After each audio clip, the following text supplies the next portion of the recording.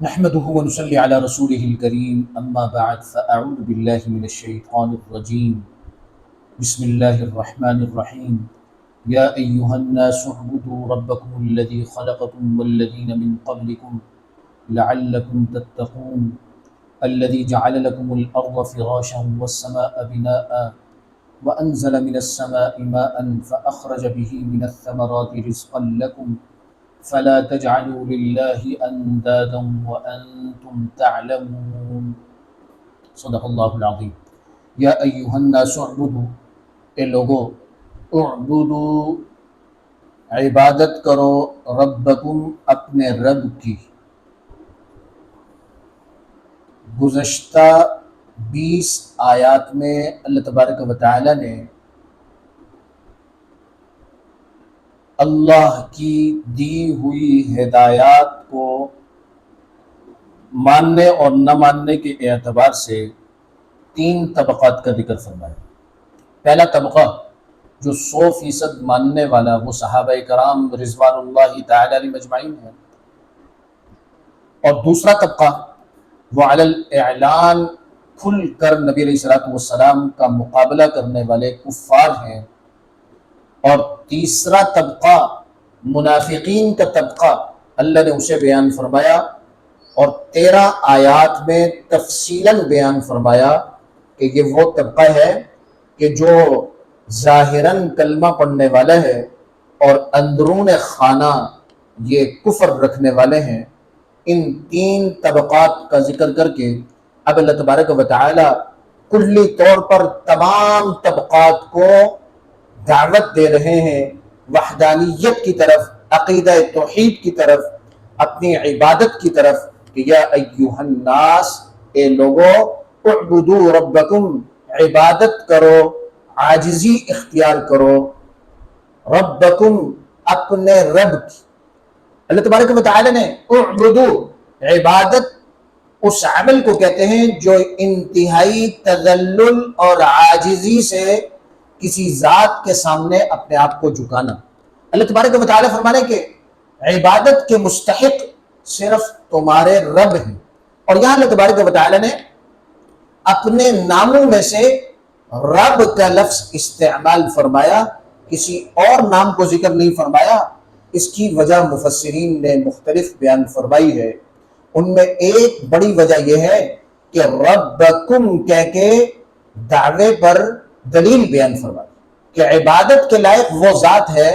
جو تمہارا رب ہو، اور رب اس ذات کو کہتے ہیں کہ جو بتدریج کسی بھی چیز کو ادنا سے اعلیٰ درجے پر لے جائے۔ چنانچہ اللہ تبارک و تعالی نے انسانوں کی پیدائش کا جو مرحلہ وار اس کی ترتیب کو بیان فرمایا، تو اللہ تبارک و تعالی واحد وہ ذات اقدس ہیں کہ اللہ تبارک و تعالی انسان کو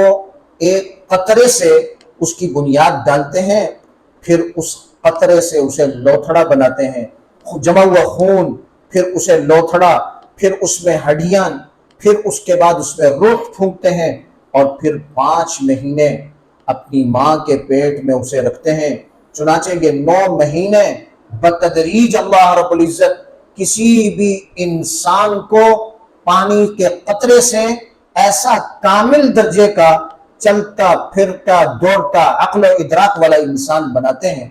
اس ذات کو رب کہتے ہیں، تو اللہ تبارک و تعالی نے دلیل کے طور پر کہ رب، عبادت کرو اپنے رب کی۔ پھر اللہ تبارک و تعالی نے مزید اللہ کی اپنی صفات کو بیان فرمایا، الذی خلقکم، اللہ وہ ذات ہے جس نے تمہیں پیدا کیا۔ اور کسی کو یہ وہم ہو سکتا تھا کہ ہم تو اپنے ماں باپ سے پیدا ہوئے، تو اللہ تبارک و تعالی نے فوراً ذکر فرمایا والذین من قبلکم، اور تم سے پہلوں کو پیدا کیا۔ اب یہ جو خالق ہونے کی جو صفت ہے، یہ اللہ کے علاوہ کوئی اس صفت کا مالک نہیں۔ اللہ کے غیر میں یہ صفت ہو ہی نہیں سکتی۔ اللہ کا غیر جب بھی کوئی چیز بنائے گا تو وہ کسی چیز کو ایجاد کرے گا، وہ عدم سے وجود بخشنے والا نہیں، بلکہ وجود میں آئی ہوئی مختلف چیزوں کو جوڑ کر ایک تیسری چیز کی ایجاد کرے گا۔ اس لیے صرف اللہ رب العزت کی وہ ذات ہے جو عدم سے وجود میں لانے والے ہیں۔ اللہ کا غیر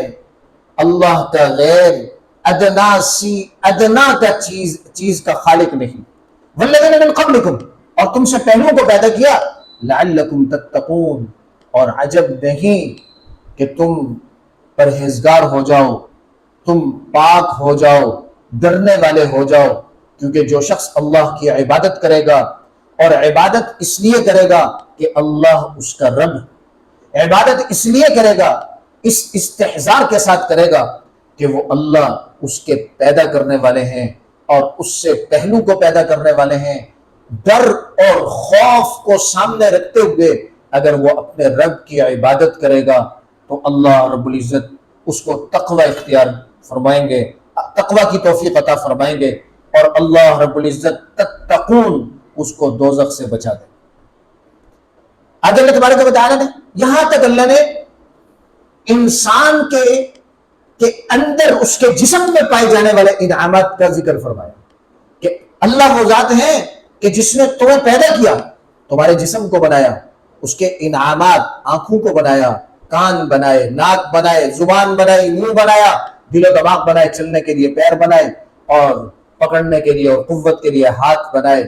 یہ انسان کے جسم میں جو انعامات ہیں اللہ نے ان کا تذکرہ فرمایا کہ یہ سارے انعامات کرنے والی ذات اللہ رب العزت۔ اب اللہ تبارک و تعالیٰ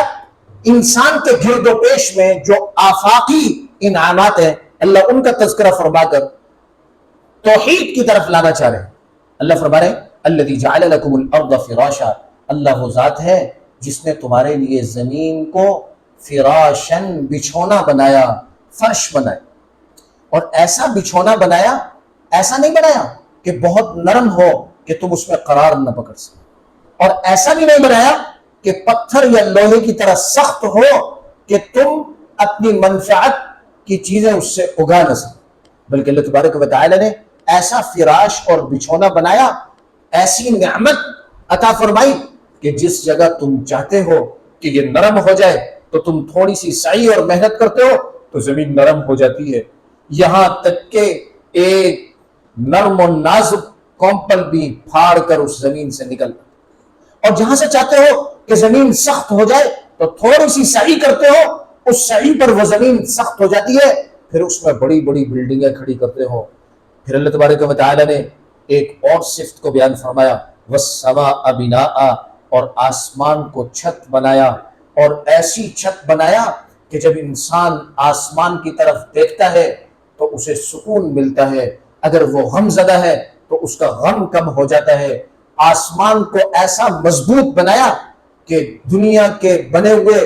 اور اس سے پہلے جب سے یہ آسمان وجود میں آیا ہے اس وقت سے لے کر آج تک کسی نے یہ خبر نہیں سنی، نہ پہلو نے، نہ اب والوں نے، نہ بعد والے سنیں گے کہ آسمان کہیں سے ٹوٹ گیا، اور یہ خبر بھی کوئی نہیں سنے گا کہ آسمان کا کلر تبدیل ہو۔ وَالسَّمَاءَ بِنَاءً، ایسی اطمینان بخش چھت بنا۔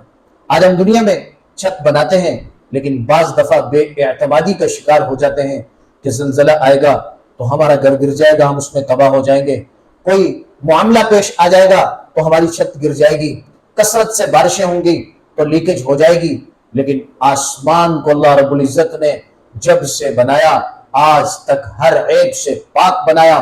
وَأَنزَلَ مِنَ السَّمَاءِ مَاءً، اور آسمان سے پانی کو برسائے، اور یہ پانی برسانے والے اللہ رب العزت کی ذات۔ ابھی جدید ٹیکنالوجی یہ کہتی ہے، سائنس کہتی ہے کہ بارش بادل سے برستی ہے، آسمان سے نہیں، تو اس کے لیے عرض یہ ہے کہ عربی گرامر اور لغت کے اندر السماء کا لفظ صرف آسمان کے لیے نہیں بلکہ ما فوق، اپنے سے اوپر جو ہے اس کے لیے سما کا لفظ استعمال ہوتا ہے، تو یہ لفظ بھی بادلوں کے لیے بھی استعمال ہوتا ہے کہ ان بادلوں کو بوجھل کرنے والے اور ان سے بارش برسانے والے اللہ رب العزت کی ذات ہے۔ پھر جب وہ بارش برستی ہے فَأَخْرَجَ بِهِ مِنَ الثَّمَرَاتِ رِزْقًا لَكُمْ، پھر اللہ تبارک و تعالی اخرج بِهِ، عدم سے وجود میں لاتے ہیں ثمرات اور پھلوں کو اس بارش کے ذریعے، رزقا لکم، تم لوگوں کے لیے پھلوں کو غذا کے لیے، تمہاری غذاؤں کو پیدا کرنے والے ہیں۔ یہ تمام آفاقی صفات کو بیان فرمایا، انسان کے نفس میں جو صفات ہیں انہیں بھی، انعامات ہیں انہیں بھی بیان فرمایا، اور آفاقی انعامات کو بھی بیان فرمایا کہ ان تمام انعامات کے مالک اللہ رب العزت۔ اور پہلے کیا حکم دیا؟ اعبدوا ربکم، پہلے حکم دیا کہ اپنے رب کی عبادت کرو، اور پھر اپنی صفات کو اور اپنے انعامات کو اللہ رب العزت نے بیان فرمایا کہ جو عبادت کا حکم ہے وَقَضَىٰ رَبُّكَ أَلَّا تَعْبُدُوا إِلَّا إِيَّاهُ، کہ تیرے رب نے فیصلہ کیا ہے کہ عبادت تو صرف تیرے رب کی ہے، اور اس لیے کہ تیرا رب وہ تیرا خالق ہے، تجھ سے پہلوں کا خالق ہے، زمین کو تمہارے لیے فرش بنانے والا، آسمان کو چھت بنانے والا، اور بارش کو برسانے والا، اور اس بارش کے پانی سے جب زمین اسے جذب کرتی ہے پھر زمینوں سے غلہ اور پھل نکالنے والے اللہ رب العزت کی ذات ہے۔ تمہاری ذات کو پیدا کرنے والے اور اس کے خالق اللہ ہیں، اور تمہاری خوراک اور تمہاری رہائش اس کو پیدا کرنے والے بھی اللہ رب العزت ہیں۔ تو اب دوسرا حکم دیا فَلَا تَجْعَلُوا لِلَّهِ أَنْدَادًا، تم مت ٹھہراؤ اپنے اللہ کے مقابل، اندادا ندن سے ہے کہ مقابلے میں کسی کو لا کر کھڑا کر، کہ جب تمہیں پیدا کرنے والا اللہ کے علاوہ کوئی اور نہیں،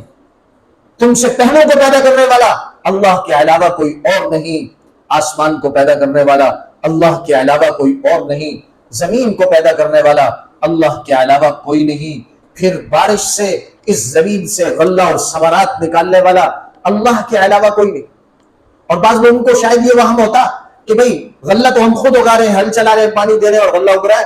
تو سوال یہ پیدا ہوتا ہے کہ غلے کی جو پیدائش ہے اور اس سے پھل اور ثمرات نکلنے کے جتنے بھی مراحل ہیں، ان تمام مراحل میں انسان کی کوشش اور کاوش صرف اتنی ہے کہ ایک پاگل اور مستانے کی طرح بیج ڈالے اور مٹی اس پر الٹ پلٹ کر دے، اس کے بعد اسے یہ تک خبر نہیں کہ بیج کا رخ سیدھا ہے یا الٹا ہے، یہ بیج صحیح سمت پر رکھا گیا یا نہیں رکھا گیا۔ انسان اس کا مالک یا اس کی سعی کرنے والا نہیں، بلکہ بس زمین کو نرم کرنا اور اس میں بیج ڈالنا، اس کے بعد انسان کے اختیارات اور کام ختم ہو جاتے ہیں۔ پھر جب درخت نکلتا ہے، پودا نکلتا ہے، تو اب انسان کی سعی صرف یہ ہے کہ اس کو جو ہے مختلف حادثات سے بچانے کی کوشش کرے، اس کا بڑھنا، اس کے پھلوں کا نکلنا، ثمرات کا نکلنا، اس میں انسان کا کوئی دخل نہیں۔ تو جب تمہاری جان کے خالق بھی اللہ، تمہاری زمین و آسمان کے اور بارش برسانے والے بھی اللہ، اور تمہیں ثمرات اور غلہ تمہارے لیے مہیا کرنے والے بھی اللہ، اور اللہ کا غیر جب کچھ بھی نہیں کر سکتا تو پھر فَلَا تَجْعَلُوا لِلَّهِ أَنْدَادًا، مت ٹھہراؤ اللہ کے مقابلے میں، وَأَنْتُمْ تَعْلَمُونَ، اور تم جانتے بوجھتے بھی ہو کہ جنہیں تم نے اپنے ہاتھوں سے بنایا، بت بنائے، تمہارے ہاتھوں کے بنے ہوئے، نہ تمہیں نفع پہنچا سکتے ہیں نہ تمہیں نقصان سے بچا سکتے ہیں، جب تم اچھے طریقے سے جانتے ہو کہ ان کے اندر اپنی ذات کے اعتبار سے ان بتوں میں کوئی کمال نہیں، یہ کچھ بھی نہیں کر سکتے، تو پھر انہیں اللہ کے مقابل کیوں لا کھڑا کر رہے ہو، کیوں ان کی عبادت کر رہے ہو؟ اعبدوا ربکم، اپنے رب کی عبادت کیجئے۔ تو اللہ تبارک و تعالی نے ان دو آیات میں عقیدہ توحید کو بیان فرمایا اور اس کے دلائل کو بیان فرمایا، اور ایسے ظاہر باہر اور ایسے بین دلائل بیان فرمائے کہ کم عقل رکھنے والا بھی، تھوڑی سمجھ رکھنے والا بھی ان دلائل کو سمجھ سکتا ہے، ان دلائل کی روشنی میں اپنے اللہ کو پہچان سکتا ہے، اپنے اللہ کی عبادت کرنے والا بن سکتا ہے۔ اللہ تبارک و تعالی سے دعا ہے کہ اللہ رب العزت ہمیں عقیدہ توحید میں پختہ فرمائے اور ہمیشہ خالص اپنی عبادت کرنے کی توفیق عطا فرمائے۔ وآخر دعوانا ان الحمد للہ رب العالمین۔